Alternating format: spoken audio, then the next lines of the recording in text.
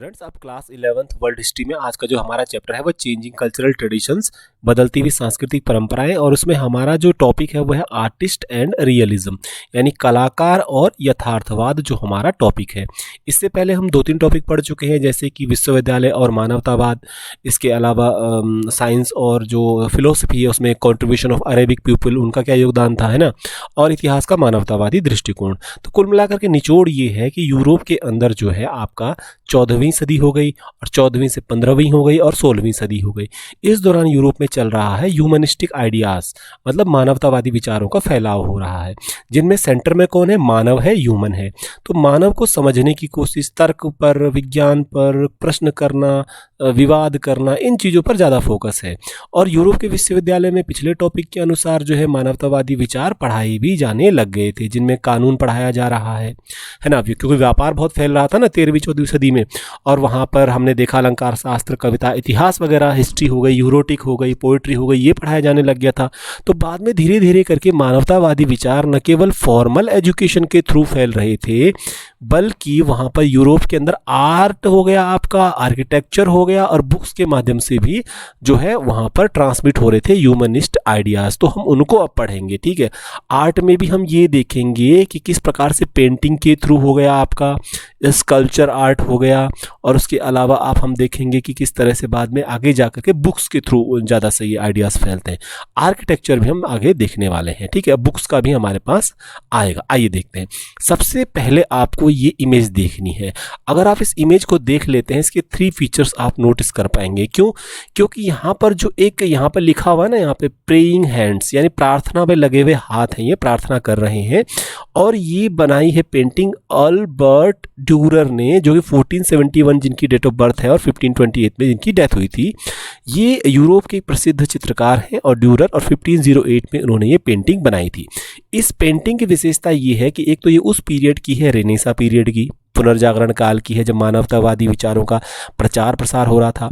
इस पेंटिंग में कहीं पर भी आपको ऐसा नहीं लगेगा कि इसमें अवास्तविक, अनरियल कुछ हो, ये रियलिस्टिक लगेगा आपको, क्योंकि ये जो पेंटिंग दिखाई दे रही है ऐसा लग रहा है कि फोटोग्राफ खींचा गया है, जबकि हाथ से बनाई गई पेंटिंग है। इस पेंटिंग में देखिए बड़ी ही बारीकी से हाथों की मांसपेशियों को, झुर्रियों को जो है दिखाया गया, देख लीजिए। और यहाँ पर जो एंगल बनाया गया हाथों को मोड़ने के दौरान, वो भी नेचुरल और रियल लगता है। और जो उसने जो यहाँ पर एक जो यूनिफॉर्म वगैरह पहनी हुई इस मनुष्य ने, उसका हाथ भी उसी तरह मोड़ा के दिखाया गया है। तो यहाँ पर क्या है, वास्तविकता को दिखाया गया है, दिखाने की कोशिश की गई है ज़्यादा से ज़्यादा, और उसी प्रकार के रंगों का प्रयोग किया गया है जिस प्रकार का शायद किसी हाथ का रंग होना चाहिए। तो यहाँ पर वो कहने का मतलब ये है कि इस आर्ट के माध्यम से, इस चित्रकला के माध्यम से यथार्थ रूप से जैसा मनुष्य का शरीर है उसको दिखाने की कोशिश की गई है। तो यथार्थवाद का मतलब क्या है? वास्तविक रूप से जो चीज़ जैसी है, प्राकृतिक रूप से जो चीज़ जैसी है उसको वैसा दिखाने की कोशिश। तो कलाकारों ने यूरोप के अंदर अपनी कला के माध्यम से यथार्थवाद का बड़ा प्रयोग किया, और चित्रों और मूर्तियों के माध्यम से वास्तविक रूप से शरीर को वैसा का वैसा दिखाने की कोशिश की। और इस प्रकार से मानवतावादी विचार फैले, जिसमें कल्पना का समावेश नहीं था, कोई इमेजिनेशन नहीं थी, कोई धर्म की ज़्यादा बात नहीं थी। यहाँ पर यथार्थवाद का प्रयोग किया गया। एग्जाम्पल के तौर पर आगे थोड़ा स्टोरी को ले जाते हैं। Artist were inspired by the studying works of the past. जो कलाकार थे यूरोप के, वो बहुत प्रभावित थे कि जो प्राचीन समय में जो कार्य किया गया है उससे, ठीक है। और अब जो भी प्राचीन में मतलब मान लीजिए रोमन काल का कार्य किया गया है मूर्तियों में, उससे बड़े प्रभावित थे वो लोग, है ना। चित्रकला में जो भी कार्य किया गया है पहले, मान लीजिए जो आपके 12वीं सदी 11वीं सदी में, उससे प्रभावित थे, ठीक है। द मेटीरियल, मेन बात क्या है, the material remains of Roman culture were sought with as much excitement as ancient text. जिस प्रकार से यूरोप के अंदर एक ट्रेंड चल रहा था कि 13वीं 14वीं 15वीं सदी में कि ग्रीक लिटरेचर को पढ़ना है, यूनानी लिटरेचर को पढ़ना है, रोमन काल का साहित्य पढ़ना है 5वीं सदी के पहले का, ठीक है। उसी प्रकार से जो कुछ खुदाई में निकाला जा रहा था यूरोप के अंदर, ठीक है। मटेरियल रिमेन का मतलब क्या होता है, भौतिक अवशेष। देखिए रोमन साम्राज्य बहुत विस्तृत साम्राज्य था और खुदाई में जब बड़े बड़े पैमाने पर कलात्मक वस्तुएं आर्टिफैक्ट्स निकल रहे थे खुदाई में, तो बड़ा प्रभावित हो रहे थे इटली के लोग और यूरोप के लोग, ठीक है।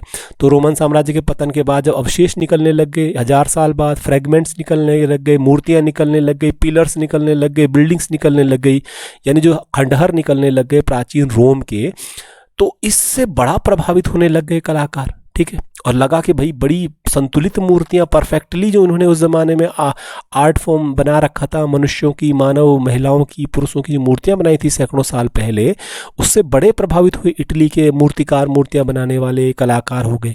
तो उन्होंने भी वैसी ही मूर्तियां जो रोमन साम्राज्य के दौरान बड़ी परफेक्टली बनाई जा रही थी, अच्छी बनाई जा रही थी, वैसी बनाने की कोशिश की और उस परंपरा को आगे ले गए। 1416 की बात है, इटली के रहने वाले दोनातल्लो नाम के एक प्रसिद्ध मूर्तिकार ने एक मूर्ति बनाई थी, या ऐसी मूर्ति बनाने की परंपरा शुरू की जो कि लाइफ लाइक स्टैचूज जिनको कहा जा सकता है। लाइफ लाइक मतलब कुछ जीवंत मूर्तियां बनाना, वैसी की वैसी, जैसा मनुष्य दिखता है वैसी मूर्ति बनाने की कोशिश। और ये प्रेरणा इनको मिल रही थी रोमन काल की मूर्तिकला के नमूनों से, जो कहाँ मिल रही है उनको, खुदाई में मिल रही हैं लगातार। जैसे भारत में अगर आप बात करेंगे कला का इतिहास, तो हम इंडस वैली तक जाते हैं और इंडस वैली की बहुत सारी मूर्तियां हमें मिट्टी या पत्थर की बनी हुई मिल जाती हैं, ठीक है। यहाँ पर एक चित्र, यहाँ पर आपके सामने पेंटिंग दी गई है, उसको ध्यान से देखेंगे। माइकल एंजेलो एक फेमस पेंटर, फेमस आर्किटेक्ट और फेमस जिसे हम कह सकते हैं आर्किटेक्ट, पेंटर भी हैं और मूर्तिकार, मूर्ति बनाने वाले भी हैं। तो पुनर्जागरण काल के, रेनेसा पीरियड के या ह्यूमनिस्टिक जो पीरियड है उस पीरियड के।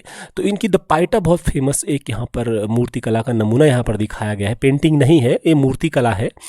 तो यहाँ पर जो मैरी है, मैरी यानी कि जो जीसस क्राइस्ट की मदर है, उन्होंने होल्ड किया हुआ है जीसस क्राइस्ट की बॉडी को, है ना। रियलिस्टिक लग रहा है, पूरा यथार्थवाद का प्रयोग किया गया है, क्योंकि यहाँ पर जो वर्जिन मैरी है उनके बाल देखिए, उनका जो कलर पूरा नेचुरल देने की कोशिश की गई है। जीसस क्राइस्ट की बॉडी को इसी तरह से दिखाने की कोशिश की गई है जिस प्रकार से किसी शरीर को दिखाया जाता है जब उससे आत्मा निकल जाती है। मांसपेशियों को पूर्ण रूप से वैसा ही दिखाने की कोशिश की गई, कोई इमेजिनेशन नहीं है, मनुष्य शरीर जैसा हो सकता है। तो यहाँ पर क्या है, रियलिज्म का प्रयोग किया गया है, वास्तविकता का प्रयोग किया गया है यहाँ पर जीसस क्राइस्ट को, वर्जिन मैरी को इस मूर्ति में दिखाने के रूप में। तो दो प्रसिद्ध चित्रकार मूर्तिकार हो गए, मूर्तियां बनाने वाले हो गए पुनर्जागरण काल के। एक यहाँ पर आपके सामने आ गए दोनातल्लो और एक हो गए यहाँ पर आपके फेमस जो हमारे सामने है माइकल एंजेलो, ठीक है। अब ये क्या है, यथार्थवाद का प्रयोग कर रहे हैं। व्हाट इज रियलिज्म, की मनुष्य का शरीर जैसा है वैसा दिखाने की कोशिश प्राकृतिक रूप से अपने चित्रों या मूर्तियों के माध्यम से, वही यथार्थवाद है। तो कलाकार क्या कर रहे हैं, मानव को वैसा का वैसा दिखाने की कोशिश अपने चित्रों या मूर्तियों में यूरोप में कर रहे थे 13वीं सदी के बाद, और यही यथार्थवाद है। अगले टॉपिक में चलते हैं। और ये कलाकार क्या कर रहे थे, artist concern to be accurate was helped by the work of scientist. अब ये कलाकार अभी भी संतुष्ट नहीं है, ये जो मूर्तियां बना रहे हैं, इन मूर्तियों को बनाने में इनको और परफेक्टनेस चाहिए, और प्योरिटी चाहिए, और यथार्थ, और वैसा का वैसा जैसा मनुष्य दिखता है वैसी मूर्ति बनानी है। तो इसके लिए क्या करना पड़ेगा, मनुष्य के शरीर को समझना पड़ेगा। तो मनुष्य के बोन स्ट्रक्चर यानी स्केलेटन को समझने के लिए, शरीर के ढांचे को समझने के लिए इन्होंने क्या किया, वैज्ञानिक जो जो कार्य कर रहे थे यूरोप में उस दौरान में 13वीं सदी के बाद, उसका भी सहयोग लिया। क्या किया इन्होंने, ये लेबोरेटरीज में गए, प्रयोगशालाओं में गए, मेडिकल स्कूल्स में गए। मेडिकल स्कूल्स मतलब जो मेडिकल कॉलेजेस जहाँ पर मानव विज्ञान, मानव के शरीर का अध्ययन हो रहा था, वहाँ गए। अब इससे पहले एक आविष्कार और यूरोप में हो गया। एंड्रियस वेसेलियस नाम के प्रसिद्ध बेल्जियन के रहने वाले एक प्रोफेसर जो थे, मेडिकल साइंटिस्ट मान सकते हैं इनको, जो यूनिवर्सिटी ऑफ पादवा यानी इटली के अंदर यूनिवर्सिटी ऑफ पादवा में पढ़ा रहे थे, विश्वविद्यालय में पढ़ा रहे थे, मेडिकल साइंस के प्रोफेसर थे। उन्होंने पहली बार यूरोप के अंदर जो है मानव के शरीर की चीरफाड़ की थी, उसको डिसेक्ट किया था, ठीक है, यूरोप के अंदर। तो इस तरह से बहुत सारे काम यूरोप के विश्वविद्यालयों में चल रहे होंगे, मानव के शरीर को चीरफाड़ कर रहे होंगे, उसको समझने की कोशिश कर रहे होंगे कि बीमारियां क्यों होती है, मानव के शरीर के अंदर क्या होता है। तो यहाँ पर ये कलाकार यहाँ इतने हद तक बढ़ गए, कोई विश्वविद्यालयों के लेबोरेटरीज में जा जाके मानव शरीर को देखने लग गए कि कैसा इसका ढांचा है। अब जब ढांचे को समझेंगे तभी चित्र बनेंगे, तभी मूर्तियां अच्छी बनेंगी। तो इतना यथार्थवाद की तरफ जा रहे हैं। देख लीजिए आप, जो ये डिसेक्शन किया गया ह्यूमन बॉडी का इटली के विश्वविद्यालयों में, मेडिकल स्कूलों में, this was the beginning of modern physiology, यह क्या है, आधुनिक शरीर क्रिया विज्ञान की शुरुआत थी। आजकल आप अस्पतालों में जाएंगे, एनाटॉमी डिपार्टमेंट देखने को मिलेगा, मॉडर्न फिजियोलॉजी डिपार्टमेंट, शरीर क्रिया विज्ञान देखने को मिलेगा। तो यहाँ कहीं ना कहीं कई कार्य यूरोप में चल रहे हैं, तो वास्तविकता आपको दिखाई दे रही है। अब अगले वीडियो में पार्ट 2 में हम इससे आगे चलेंगे और देखेंगे चित्रकला में किस प्रकार यथार्थवाद का प्रयोग किया गया। मैं 2 उदाहरण बार बार आपको दे दूं।